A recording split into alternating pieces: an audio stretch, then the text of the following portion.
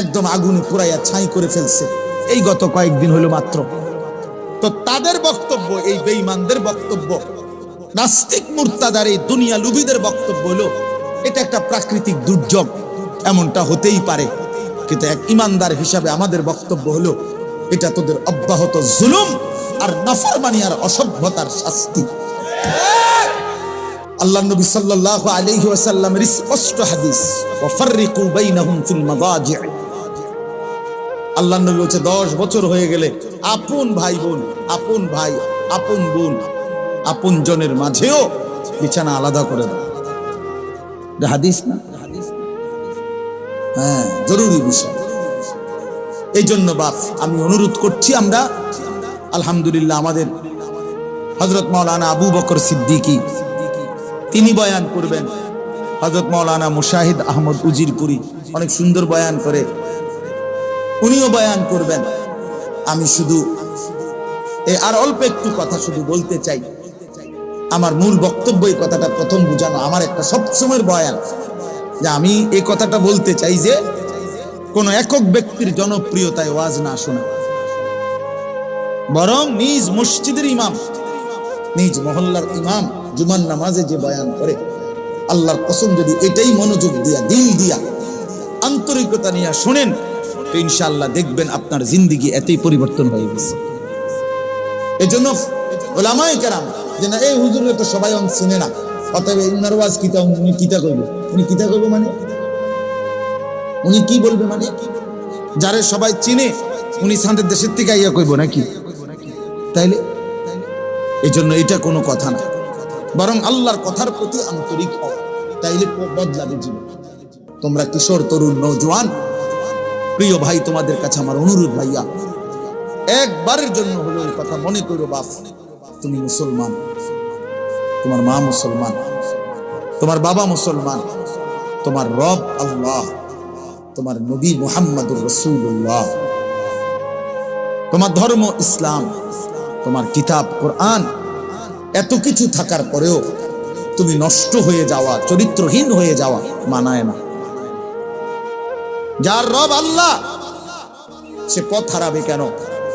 যার নবী মুহাম্মদুর রাসূলুল্লাহ সে পথ হারাবে কেন? যার কিতাব কোরআন সে গোমরা হবে কেন? সে চরিত্রহীন লম্পট হবে কেন? যার ধর্ম ইসলাম সে বেনামাজি হবে কেন? আমরা যদি নামাজ না পড়ি, আল্লাহকে না মানি, হালাল হারামের পার্থক্য না বুঝি, প্রিয় ভাই, তাহলে এই কোরআন কার জন্য নাজিল হলো? নবী সাল্লাল্লাহু আলাইহি সাল্লামের 23টা বছরের চোখের পানি তাইলে কার জন্য? তিনি কার জন্য কাঁদলেন? কার জন্য? ইসলাম আমারই পছন্দ হয় না, আমাদেরই পছন্দ হয় না, তো ইসলাম কার জন্য? তাইলে কোরআন তাইলে কার জন্য? কোরআন শরীফে আছে আল্লাহ তাআলা বলেন, ফাবিআইয়ি হাদিসিন বা'দাহু ইউমিনুন। 29 পারায় সূরা মুরসালাতের একটা আয়াত। আল্লাহ তাআলা বলে, বান্দা শুনো, 23 বছর আমি এই কোরআন নাজিল করলাম। আমি আল্লাহ জিবরাইলের মাধ্যমে আমার সর্বশ্রেষ্ঠ কলিজার টুকরা রাসূল আমার বন্ধুর কাছে নাজিল করলাম। এক একটা কথা শত শতবার করে বললাম। 30 পারা কোরআন নাজিল করলাম। 23 বছর আমি আল্লাহ টানা নাজিল করলাম। শ্রেষ্ঠতম রাসূলের কাছে দিলাম, সর্বশ্রেষ্ঠ ফেরেশতার জিবরাইলের মাধ্যমে পাঠাইলাম। প্রিয়তিম বাদাহু ইউমিনুন। এই বান্দা, এত ভাবে বললাম, 23 বছর বললাম, 30 পারা কোরআন নাজিল করলাম, আমার রাসূলের কাছে পাঠাইলাম, জিবরাইলের মাধ্যমে পাঠাইলাম। এক একটা কথা বারবার বারবার, আকিমুস সালাহ, আকিমুস সালাহ, আকিমুস সালাহ, ইত্তাকুল্লাহ, ইত্তাকুল্লাহ, ইত্তাকুল্লাহ, ইয়া আইয়ুহাল্লাযীনা আমানু, ইয়া আইয়ুহাল্লাযীনা আমানু, এভাবে বারবার বারবার বললাম। তবে এই হাদিস, বান্দা বলো না, এরপরে আমি আর কেমনে বললে, আর কোন কিতাব নাজিল করলে, আর কার কাছে পাঠাইলে, আর কিভাবে বললে তুমি বান্দা আমার কথা মেনে নিতা? এবার তুমি বলো। এই নাফরমান যারা নামাজ পড়ো না, হালাল খাও না, প্রিয় ভাই, প্রিয় বাপ, বলো তোমারে যেদিন আল্লাহ জিজ্ঞেস করবে কি বলবা? বাবারা কি বলবেন? বয়স্করা কি বলবেন? আল্লাহ তাআলা বলবে তো বান্দা, আমি আর কতবার বললে বুঝতা, আমি আর কতবার, আর কত পারা নাজিল করলে, আর কত বছর আমি কোরআন নাজিল করলে তুমি মেনে নিতা? তুমি কও, তুমি বলো, তখন কি জবাব দিব? বলো। আমল নামান উম্মতের দেখে, নাফরমান পাপী উম্মতের আমল নামা দেখে নবীজি বলবে, উম্মত আমি 23 বছর কেঁদেছি। কিতাবে আছে।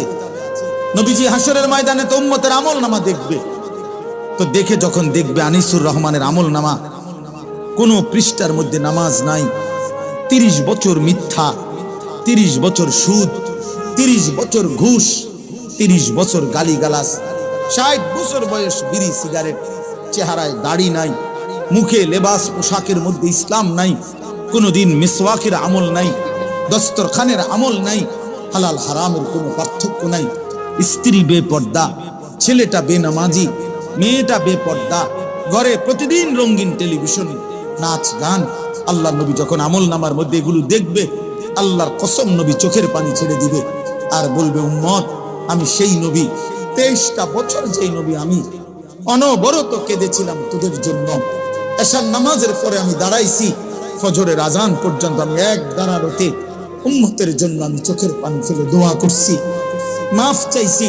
আমি সেই নবী, তায়েফে যেই নবী আমি এতটা পাথরের আঘাত সয়েছি যে আমার সারা শরীর রক্তাক্ত হয়ে আমার পায়ের জুতা, পায়ের তালুর সাথে রক্তে জমাট বাইধা গেছে, আমার জুতা খোলা যায় নাই। আমি ক্ষুধার কষ্টে 2টা পাথর বাঁধছি পেটের মধ্যে। আমি উহুদের দান শহীদ করে উহুদের ময়দানে ঘন্টার পর ঘন্টা গর্তে বেহুশ হয়ে পড়েছিলাম। আমার ঘরের চুলায় আমার বিবি বাচ্চার জন্য 3 মাস লাগাতার কোনোদিন রান্না করা কোনো তরকারি, রান্না করা কোনো খাবার মিলে নাই। শুধু খেজুর পানি দিয়ে আমি আমার বিবি বাচ্চা নিয়ে সংসার জীবন চালনা করেছি। এত চোখের পানি, এত কান্না, এত পাথরের আঘাত, এত রক্ত, এত ক্ষুধার কষ্টের বিনিময়ে উম্মত এই আমল নামা।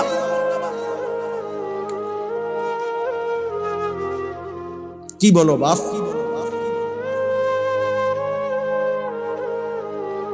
ছেলেরা বলো বাপ, নবীকে এত বড় বেইজ্জতি। নবী তখন বলবে, উম্মত তুমি কি জানতা না আমি শ্রেষ্ঠ নবী? তুমি কি এটা জানো না তুমি শ্রেষ্ঠ উম্মত? তো তুমি আমার মতো এত বড় শ্রেষ্ঠ নবীকে এই হাসরের ময়দানে এত বড় বেইজ্জতি কেমনে করলা? আমি এইটা নিয়ে কেমনে আমার মালিকের সামনে দেখাবো যে মাওলা এটা শ্রেষ্ঠ নবীর শ্রেষ্ঠ উম্মতের আমল নামা? তুমি আমার এত বড় বেইজ্জতি কেমনে করলা? আমরা উর্দু কিতাবে পড়ছি এটা। নবীজি বলবেন, উম্মত তুমি আমার এত বড় অপমান কেমনে করলা? কেমনে করলা বলো নওজোয়ান, তোমার রাসূলকে এতটা বেইজ্জতি কেন করলা? এই বাপ, যারা আজও মিথ্যা ছাড়তে পারেন নাই, সুদ ছাড়তে পারেন নাই, কিস্তি ছাড়তে পারেন নাই, যাদের ঘরে প্রতিদিন নাচ গান, টেলিভিশন, নর্তকীর ছবি চলে, কেন বাপ আল্লাহকে এভাবে নারাজ করছেন? কেমনে দাঁড়াবেন রাসূলুল্লাহ সাল্লাল্লাহু আলাইহি সাল্লামের সামনে? কেমনে দাঁড়াইবেন? নবীজি সুপারিশ করবেন, এ কথা তো শুনছেন, ঠিক আছে, কিন্তু নবীজির সুপারিশের কোনো নিয়ম কানুন নাই, প্রধানমন্ত্রীর সুপারিশের কোনো নিয়ম না কানুন নাই, এমপি মন্ত্রীরও দুনিয়ার মধ্যে সুপারিশের কোনো আইন কানুন নাই।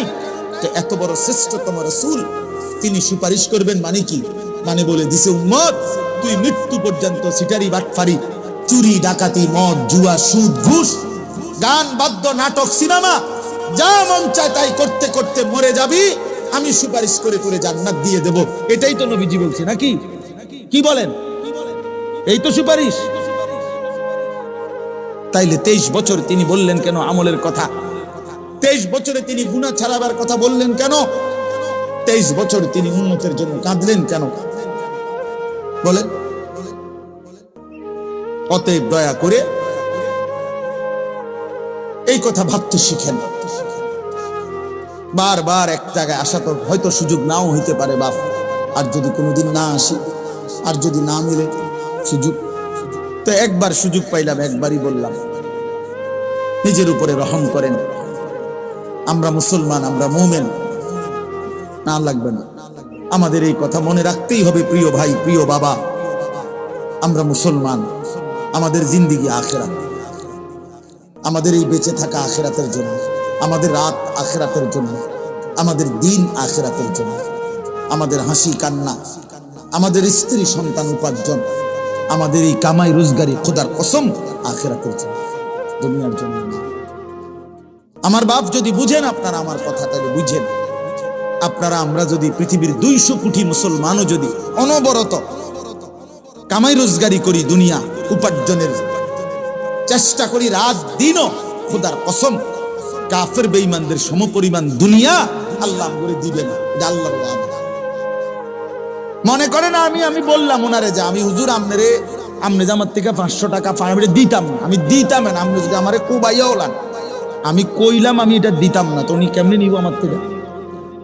তো আল্লাহ বলছে বান্দা আমি দুনিয়া মুমিনকে ইমানদারকে দুনিয়া পূর্ণ দেব না বান্দা। দুনিয়া আমি ইমানদারের জন্য বানাই নাই, আমি ইমানদারের জন্য বানাইছি জান্নাত। উইদ্দাত লিল মুত্তাকিন, জান্নাত বানানো হয়েছে মুত্তাকিদের জন্য। আদাত্তু লিইবাদিয়াস সালিহিন, আল্লাহ বলেন আমার নেককার বান্দাদের জন্য আমি জান্নাত বানিয়েছি। আল্লাহ বলেন ইন্নাল আবরারা লাফি নাঈম, আমার নেককার বান্দারা জান্নাতের নিয়ামতে থাকবে। আল্লাহ বলেন ইন্নাল মুত্তাকিনা ফি মাকামিন আমিনিন, আমার মুত্তাকি বান্দারা নিরাপদ বিশ্বস্ত পবিত্রতম জান্নাতের মাকামে থাকবে। ইন্নাল মুত্তাকিনা ফি জান্নাতিন ওয়া উয়ুন, আল্লাহ বলেন আমার মুত্তাকি বান্দারা জান্নাতে থাকবে, ঝর্ণা ধারা বেষ্টিত থাকবে। আল্লাহ বলেন ইন্নাল মুত্তাকিনা ফি যিলালিন ওয়া উয়ুন, আমার মুত্তাকি বান্দারা জান্নাতের ছায়াতেই থাকবে, জান্নাতের ঝর্ণা ধারাতেই থাকবে। এক কথা বারবার কইলাম, বারবার আয়াত। আল্লাহ বলছে আমি বলছি দেব না বেটা, এখানে তুই কিত্তি এরকম করে? আরে সিটার, তুই সুদ আরো খাইলো তোর অভাব যাইতো না রে বাটপার। আরে হারামখোর যাবে না রে। এই চরিত্রহীন ছেলেরা সারা পৃথিবীর নারী উলঙ্গ করে দেখলো, তোর তৃপ্তি মিটবে না বাপ, তৃপ্তি মিটবে না, নষ্টই হয়ে যাইবা, মাগার আফসোস মিটবে না। দুনিয়া অতৃপ্ত। নবীজি বলছেন লাইয়াম লা আফাহু ইল্লা তুরাব, নবীজি বলছেন বনি আদম দুনিয়াতে কোনোদিন তার পেট ভরবে না, মুখ ভরবে না, ইল্লা তুরাব, কবরের মাটি ফেলা পর্যন্ত। অর্থাৎ তারে কবরে রাইখা যেদিন মাটি মারবে সেদিনই তার তৃপ্তি হবে, স্থির হবে। নাই তো দুনিয়া তৃপ্তির জায়গা না, দুনিয়া স্বস্তির জায়গা না, দুনিয়া প্রশান্তির জায়গা না, আরামের জায়গা, তৃপ্তির জায়গা, প্রশান্তির জায়গা জান্নাত। কুলু ওয়াশরাবু হানিআম বিমা আসলাফতুম ফিল আইয়ামিল খালিয়া, আল্লাহ বলবে জান্নাতি বান্দা আমার সারা জিন্দেগীর আমলের বিনিময়ে আজ আমার পুরা জান্নাতে নিশ্চিন্তে তুমি খাও পান করো। হযরত হাসান বসরি রাহমাতুল্লাহ আলাইহি, মজার কথা আছে কিতাবে আমাদের কাছে আরবিতে পড়ছি। হযরত হাসান বসরি যখন কিশোর যুবককে দেখতেন তখন বলতেন ইয়া মা'শারাশ শাবাব আমা তাশতাকুনা ইলাল হুরিল আইন, তিনি বলতেন যুবক, এই নওজোয়ান, জান্নাতের হুরের জন্য আগ্রহ কি হয় না? আমা তাশতাকুন, শৌক, আগ্রহ কি হয় না যুবক? জান্নাতের 70,000 হুর, আল্লাহর ওয়াদা, তুমি সবর করো। রাস্তার ওই নর্তকী দেখো না, মোবাইলের ওই নর্তকী দেখো না, সিনেমার ওই নর্তকী দেখো না, সে তো তোমার জন্য কখনোই মিলবে না, তোমার চরিত্রটাই নষ্ট করবে। ওর তো নিজের কাছে কিছুই নাই, অত যা ছিল তা পৃথিবীকে দেখাই দিয়েছে। বেপর্দা নারী তো সবটা দেখাইলই, তো আর আছে কি? তার রূপ যৌবন তো সে প্রদর্শনই করলো, সে তো এটা খোলা বাজারে নিলামে উঠাইয়াই দিল, সে তো এটা রাস্তার উপভোগের পণ্য বানাইয়াই দিল, তো তার আর আছে কি? যা ছিল তা তো দেখাইলই, সে তো তার জীবন দেখাইলই, তো আর ছিল কি? আর আছে কি? তুমি এই দেখে যদি চরিত্র নষ্ট করে ফেলো, এটা কেমন হবে বাপ? এজন্য আমরা যদি ভাবি আমাদের জিন্দেগি আখিরাত, আমাদের জিন্দেগি কি বলেন? সবাই বলেন কি? আবার বলেন কোরআনুল কারীমের মধ্যে আছে। আল্লাহ বলেন কাফের বেঈমানদের কথা হলো মা হিয়া ইল্লা হায়াতুনাদ দুনিয়া। কোরআনে আল্লাহ বলেন কাফেরের বক্তব্য হলো জীবন মানেই দুনিয়া, জীবন মানে দুনিয়া। কার বক্তব্য এটা? ওয়াকালু মা হিয়া ইল্লা হায়াতুনাদ দুনিয়া নামুতু ওয়া নাহইয়া, মরবো বাঁচবো। এই যে আমেরিকায় লস অ্যাঞ্জেলেসে, ক্যালিফোর্নিয়াতে, আমেরিকার একটা প্রদেশে, স্টেটে আল্লাহর আযাব, আগুন দাবানল পুরো একটা স্টেট জ্বালায়া ফেলছে। কোটি কোটি মিলিয়ন বিলিয়ন ডলারের বাড়ি, প্রাসাদ। রাসূলুল্লাহ সাল্লাল্লাহু আলাইহি ওয়াসাল্লামের 23 বছরের হাদিস সুন্নাহ তার জন্য। তাই না? প্রত্যেকে যদি প্রত্যেকের স্ব অবস্থানেই পড়ে থাকি, কোনো পরিবর্তন নাই, নড়াচড়া নাই, আবেগ নাই, অনুভূতি নাই, সামান্যতম বিবেকও যদি না জাগে, এতজন বক্তা, আমি দুপুর 2:40 রওনা দিছি পড়াবো। জোহরের নামাজ আমার মাদ্রাসায় কুমিল্লা ক্যান্টনমেন্ট পড়ে পথে আমি হোটেলে অল্প কটা ভাত খেয়েছি। আর কোথাও আমি এক কাপ চা খাইতে থামি না। এই শুধু এখন 3 চুমুক চা খাই, শুধু নামাজ পড়ছি জামাত, এতটুকু। আর এশার নামাজ এখানে এসে পড়ছি। তাইলে কত লম্বা পথ পাড়ি দিয়ে আসলাম। রাস্তাঘাটে পুরা জ্যাম ভাঙ্গা। তাইলে দোস্ত, এরকম এক একজন বক্তা, কেউ সিলেট থেকে, কেউ কুমিল্লা থেকে, কেউ অত্র অঞ্চল থেকে কষ্ট করে মেহনত করে আসলো, আমরা আসলাম, আমরা গেলাম। আর কিছু মানুষের প্রদর্শনী হইল, এটাতে যথেষ্ট না। বাস অনেক মানুষ জমলে সফল, আর মানুষ কমে গেলে ব্যর্থ। এটা কোরআন সুন্নাহর কোথাও নাই,